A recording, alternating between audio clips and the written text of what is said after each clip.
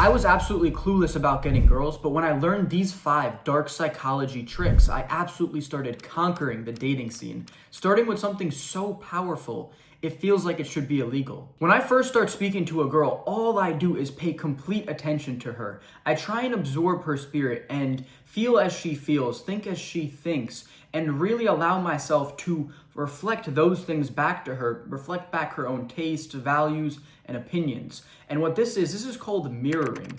Mirroring is so powerful because every person deep down wants to find other people like them. To feel like you are alone in this world is one of the worst feelings. And if someone can reflect back to you your own values, tastes, beliefs, opinions, you are gonna like them so quick. And the way to actually do this is to really be so focused on the other person. Give them 110% of your attention and pay attention to not just what they're saying, but their nonverbal communication, their micro expressions, their body language, every little thing that they do. And this will really allow you to truly enter someone's spirit and think as they think, feel as they feel. And it's going to be very easy for you to reflect those things back to them so you can know what to talk about, know what compliments to give them, know what subjects to avoid. And this is so powerful for making someone like you.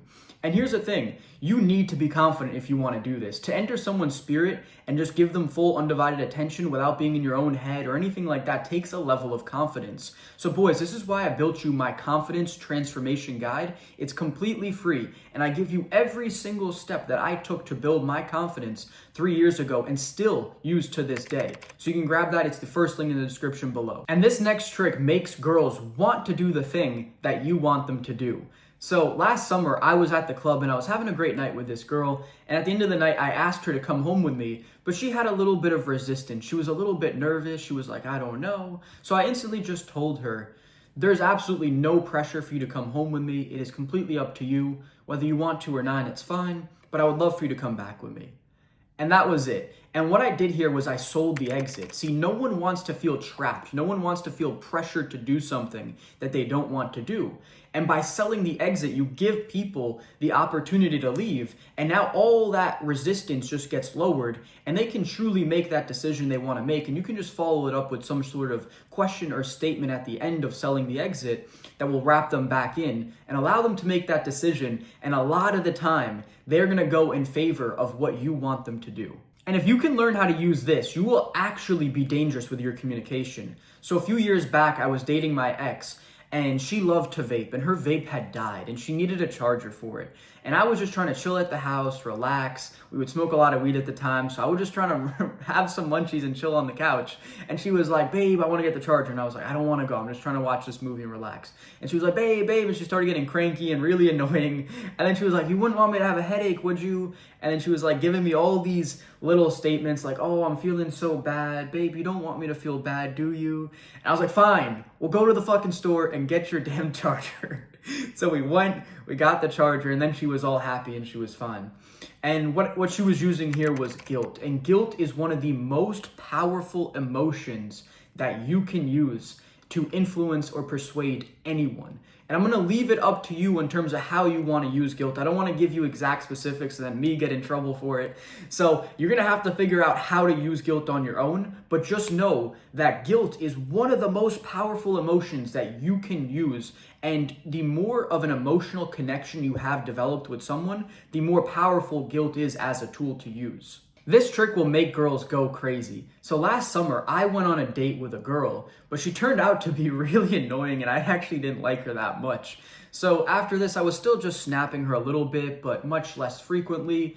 And she kept inviting me to go to some parties, and she was always trying to start conversations with me, but the longer I would take to respond, she would just start responding so quick after. So as soon as I would send her a snap, even if it was hours and hours later, she would instantly reply. And she would always ask me things like to come to the parties, and I would give her some vague response, and she would always follow up. But I was still responding, and what I was doing here was sending mixed signals. And this is so powerful. See, I just wanted to keep her there in case maybe I saw her out one night and I wanted to get with a girl. I wasn't going to end things for no reason, so I was just keeping her kind of on the hook for a little bit. And sending mixed signals is so powerful. If a girl likes you, it is 10 times more powerful. If you're doing this with a girl you just met, it's probably not going to work.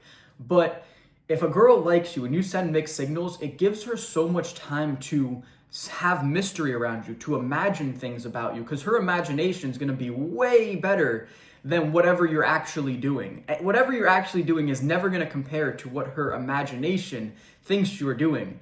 And this is so powerful. So if you can send some mixed signals, use presence and absence to be a little bit unavailable, this is going to drive a girl crazy. And this last trick is used by girls all the time, but if you can learn how to use this as a man, it will make your value go through the roof. So I was setting up a date with this girl last week that she wasn't able to end up coming on. So I didn't really say anything to reschedule. I just kind of left a vague response and happy to end it there. But then she apologized, she pushed in a little more, and I was still kind of vague and like, whatever. I kind of was still vague and I wasn't really pursuing the reschedule. And then once again, she kind of gave another feeler, and then I was like, okay, so do you want to hang out then? And then she gave me just like 5 different times when she was free, and we ended up scheduling something for the next day or day after, something along those lines. I don't remember exactly. But the lesson here is to play hard to get. Girls do this all the time. How often do girls play hard to get with you? It is all the time. And if you do this, it kind of makes someone want to push in a little more because your perceived value goes through the roof.